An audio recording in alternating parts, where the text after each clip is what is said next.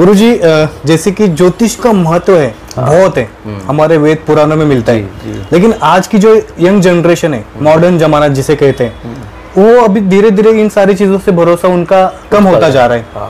तो इस ज्योतिष का महत्व बताइए कि क्या है। ज्योतिष का महत्व तो काल चक्र की गणना है। ज्योतिष जो पैदा हो, ज्योतिष मुच्यते नेत्रम, ज्योतिष भविष्य देखने का एक नेत्र है, उससे हम भविष्य में जा सकते हैं, भविष्य की घटनाओं का अनुमान लगा सकते हैं। और मैं इसमें डिस्क्लेमर देना चाहूँगा कि ज्योतिष संभावनाओं का विज्ञान है।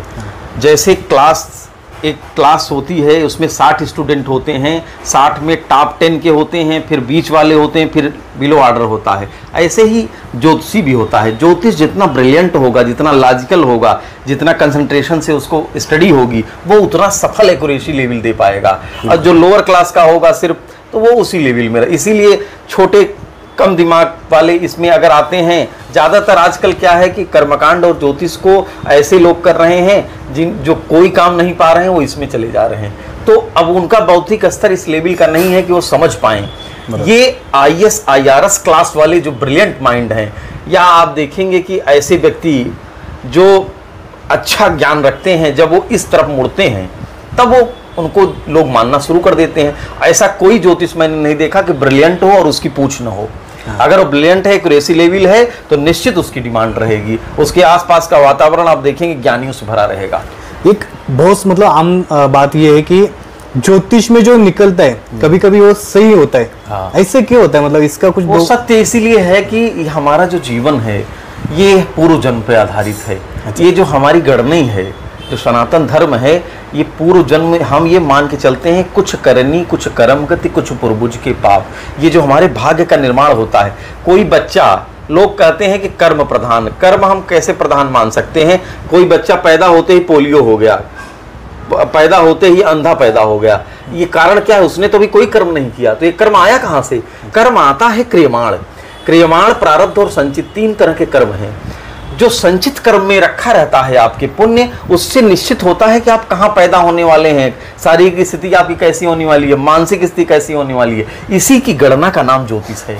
और जो ये जानता है वो सटीक गणना कर पाता है। अच्छा, धन्यवाद। गुरुजी, यहाँ पे मैं देख पा रहा हूँ आपके कई सारे प्रमाण पत्र हैं। जी। पहले तो बताइए कि आपने एक ज्योतिष में, सबसे बता दो एक बात कि गुरुजी ने ज्योतिष में PhD की है। जी।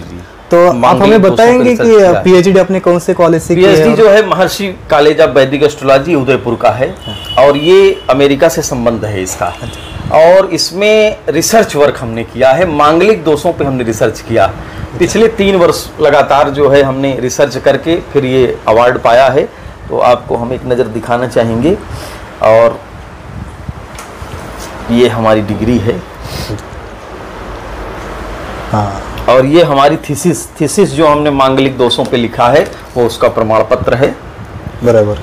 तो ये दोनों महत्वपूर्ण हैं, क्योंकि ये थीसिस लिखने के उपरांत ही प्राप्त होते हैं। आपका स्वयं का रिसर्च होता है। ये थीसिस का अर्थ यह है कि मैंने हजारों लोगों पर मांगलिक दोषों के बारे में देखा।